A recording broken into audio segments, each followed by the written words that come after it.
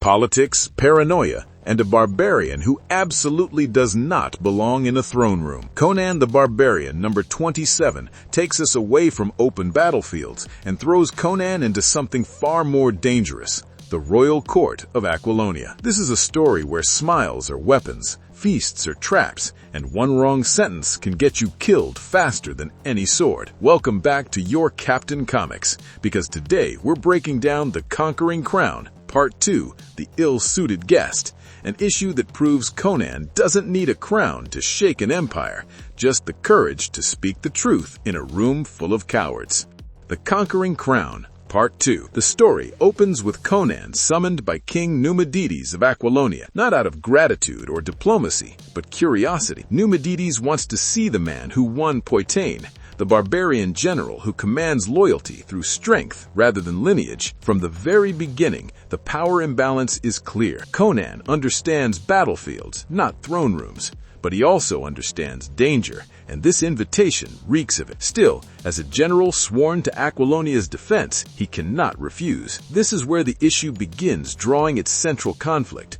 Conan must survive a battlefield where swords are forbidden, but betrayal is expected. As Conan rides toward Tarantia with his mercenaries, the mood shifts from wary anticipation to outright unease. Aquilonia's capital is alive with chaos, celebration, and tension all at once. The city is beautiful, rich, and vibrant, but beneath that splendor lies fear. Conan senses it immediately. This is not a city celebrating victory, it's a city performing obedience. The title, The Ill-Suited Guest, becomes clear even before he reaches the palace.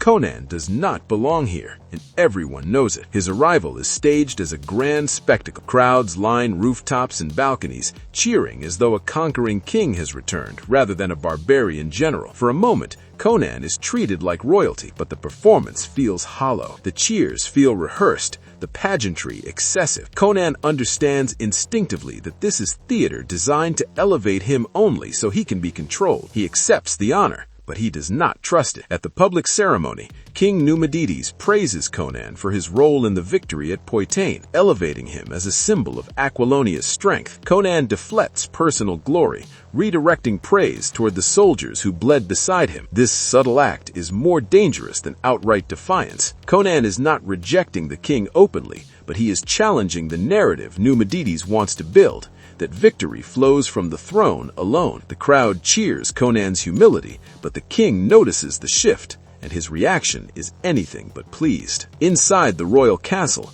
the danger sharpens. Conan is separated from his companions and surrounded by nobles whose smiles feel predatory. Lavish hospitality is offered, but it feels more like a cage lined with silk. Every word spoken in the court has weight.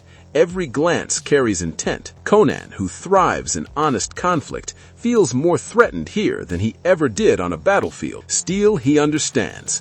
Politics disgust him. The nobles of Aquilonia are introduced one by one, each representing a different form of power. Wealth, influence, ambition, and cruelty all sit comfortably beneath jeweled crowns and embroidered cloaks. Conan quickly realizes that these men and women are not loyal to Aquilonia, but to themselves. Their alliances are temporary, their morals negotiable. The kingdom is not held together by unity, but fear and manipulation. As the celebration continues, the nobles swarm Conan like vultures circling fresh meat. They offer bribes disguised as friendship, marriage proposals meant to entangle him in bloodlines, and promises of luxury meant to dull his instincts. Conan is tempted, not because he desires excess, but because he understands what such power could accomplish if used honestly. Still, he sees through them. These nobles are disconnected from the people they rule. They profit from suffering they never witness. To Conan, they are cowards hiding behind gold. One of the most revealing moments comes when Conan stands beside King Numedides overlooking Tarantia. The king speaks openly about his rise to power,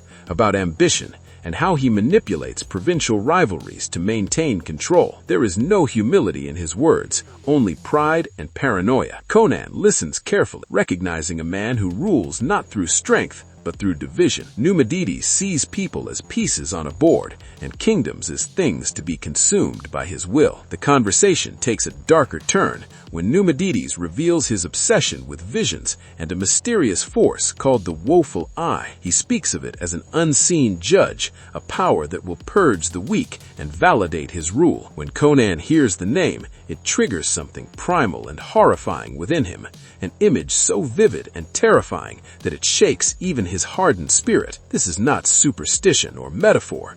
Conan senses something real, ancient, and dangerous lurking behind the king's madness. A lavish feast follows, ostensibly held in Conan's honor, but it feels like a prelude to execution. Poet Ronaldo performs a fiery ballad, celebrating the Battle of Poitain, turning bloodshed into entertainment. The court applauds. King Numedides publicly praises Conan's integrity, but the words feel rehearsed, almost mocking. Conan remains uneasy, aware that every compliment is a setup for something worse. That moment arrives without warning. In the middle of the feast, Numedides declares war on Zingara, a reckless decision fueled not by strategy, but by obsession. He appoints Conan to lead a new elite army, effectively tying the barbarian's reputation to the king's madness. The court freezes. Everyone knows this war will bleed Aquilonia dry. The Black Dragon Knights watch for dissent, their presence a reminder that disagreement is treason. Conan does not hesitate. He publicly denounces the war, calling it bloodthirsty and senseless.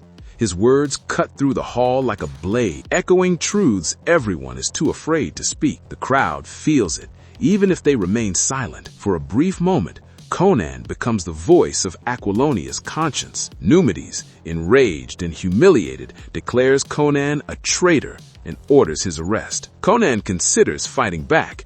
He could kill them all, but he restrains himself, understanding that this is not the moment. Violence now would only validate the king's narrative. Allowing himself to be taken keeps hope alive. It turns Conan from an enemy into a martyr. Thrown into a dungeon deep beneath the castle, Conan waits. He knows the promise of a fair trial is a lie. Numedides intends to erase him quiet. Chained and wounded, Conan does not despair. He conserves his strength, listening, waiting for the inevitable betrayal. It comes in the form of assassins sent to his cell under cover of darkness. This is not justice, it is execution. Conan senses them before he sees them. Rather than fear, he feels anticipation. 3 killers are not an insult. They are a challenge worthy of respect. What follows is pure barbarian fury. Conan snaps his restraints and turns the dungeon itself into a weapon. Chains become flails. Stone walls become execution blocks. The assassins, expecting a helpless prisoner,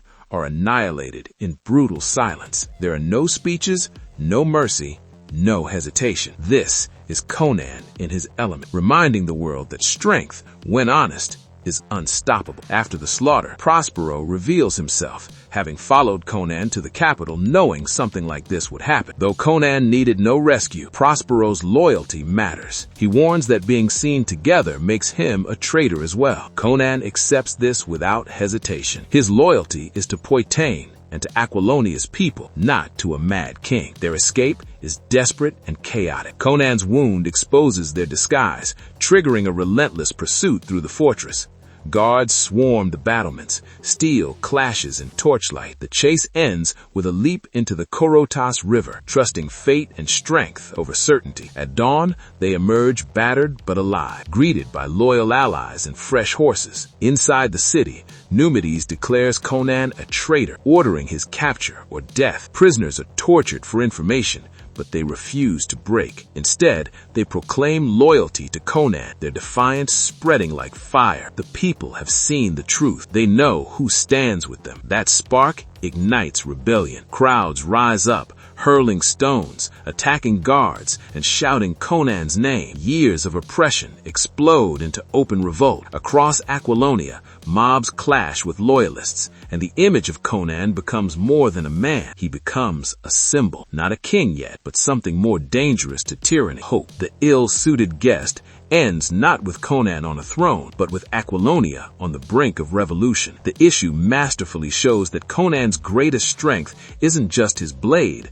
but his refusal to lie, bend, or kneel. In a court built on fear and illusion, honesty is the deadliest weapon of all, our nerdy thoughts. And that's what makes Conan the Barbarian number 27 such a powerful chapter in the Conquering Crown. This isn't just a story about escaping a dungeon or cutting down assassins.